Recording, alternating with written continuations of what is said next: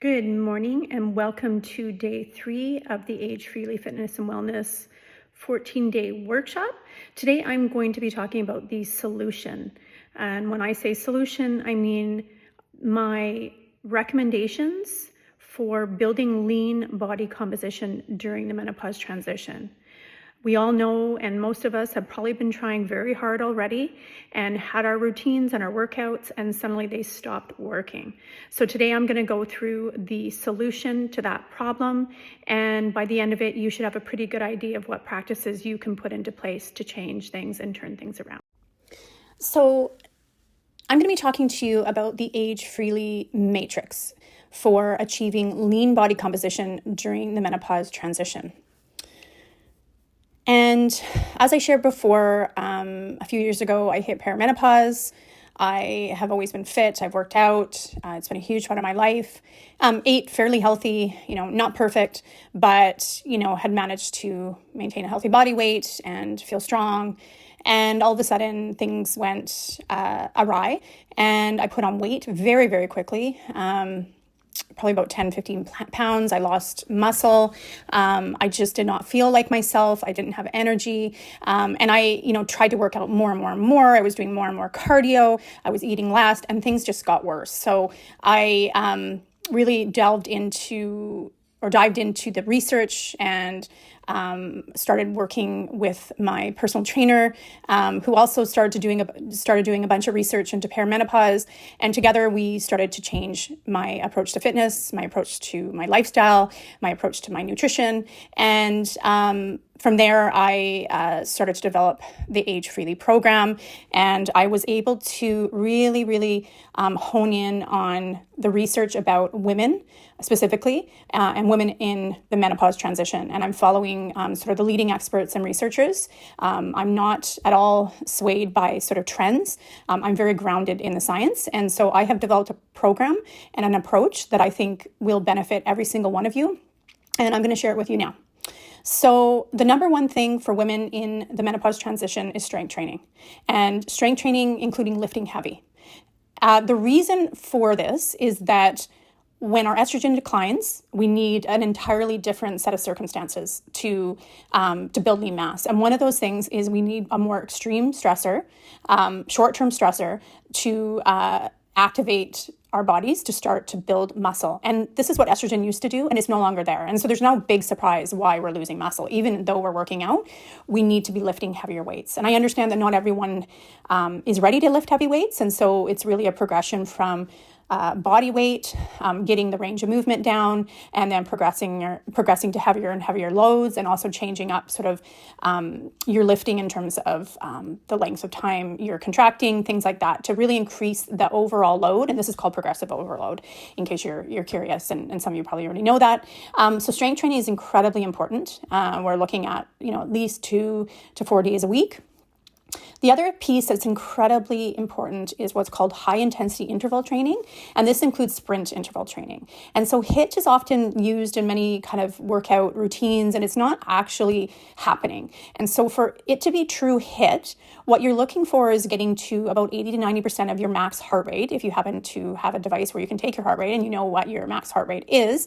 Or it's really on a scale of sort of 8 to 10 on a rate of perceived exertion. So if you're like, holy smokes, I just went all out, chances are you're doing HIIT. And if you can do it longer than 2 minutes, you're probably not doing HIIT. So this is short intervals, anywhere between 30 seconds and 2 minutes usually. Maybe you can push that a little bit higher, depending, but it is short intervals with a break in between so you can recover, and then you go again. And depending on what you're doing, sometimes you can do that for about 10 to 15 minutes. If you're doing all out sprint intervals, you're probably going to be doing it for a shorter period of time, 30 seconds on, maybe a minute rest, and then 30 seconds on again. And you're maybe only getting to, if you're just starting out, 3 of those. So again, this is a more extreme stressor, and it's a condition we need to build lean mass in our bodies and to build muscle and start to lose fat. So HIIT is really fun in that there's a lot of different things you can do for HIIT. You can do the old fashioned, I'm going to sprint up a hill. You can jump on your bike. And after warming up, all of these things require you to warm up. You can cycle up a hill. You can, in the gym, get on the treadmill and put it on an incline and walk or jog as much as you can. Again, getting that heart rate up. You can get on an assault bike. If you know what those are, you know what I mean. Those are a lot of fun. But you can also do things like incorporating plyometrics, which are also really, really important for the stage of life as well. Plyometrics or power-based exercises can both be incorporated into strength training and HIIT.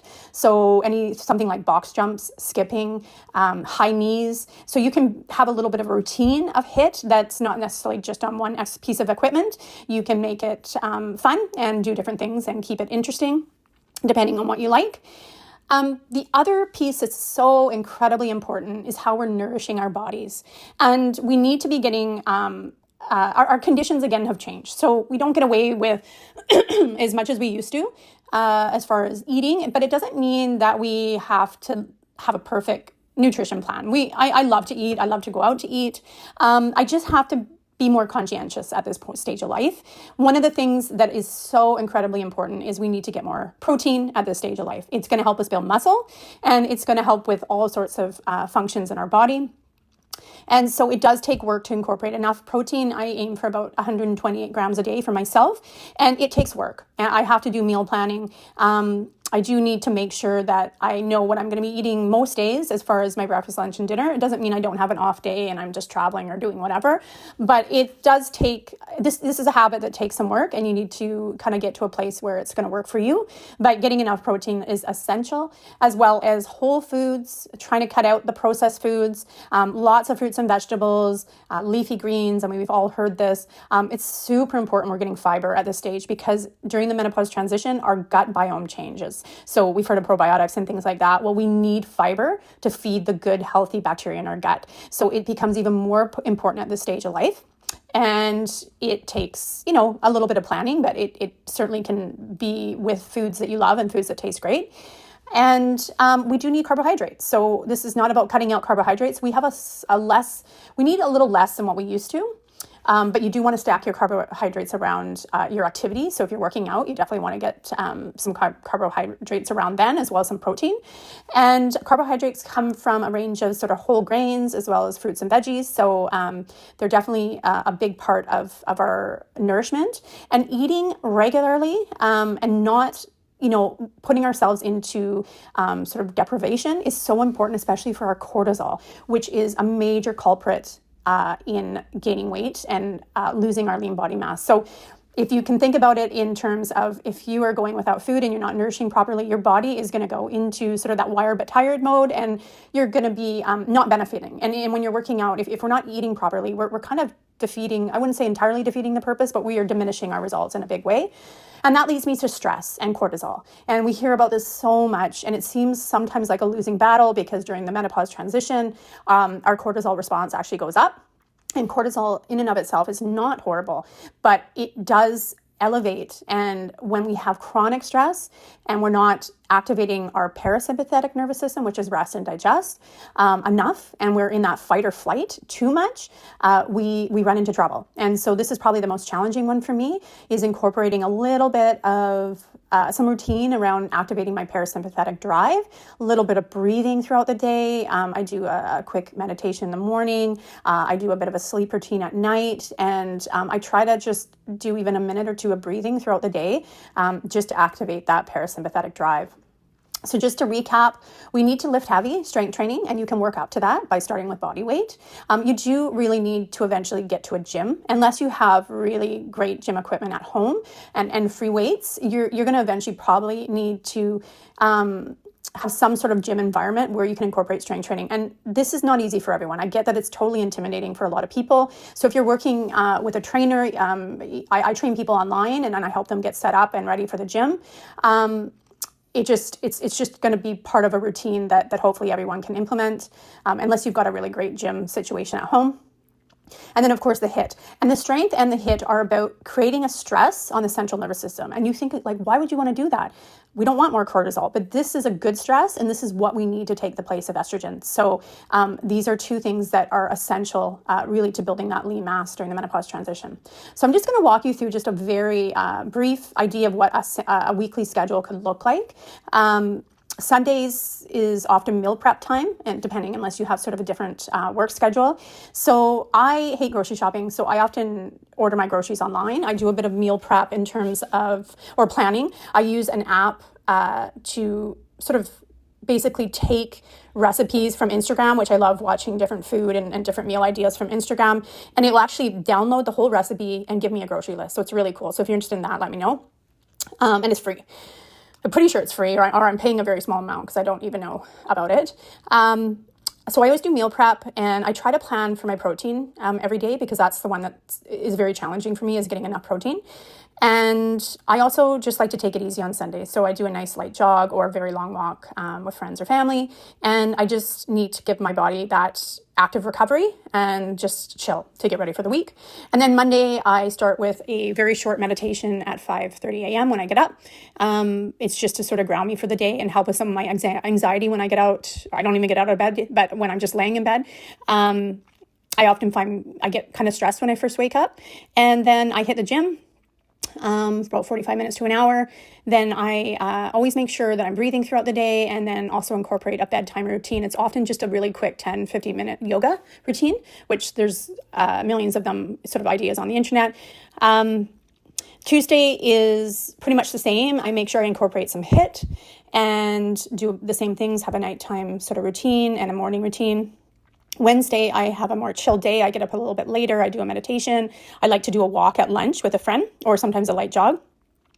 And then 9 p.m. again, it's winding down, trying to really prepare myself for sleep, because, so many of us are struggling with sleep right now.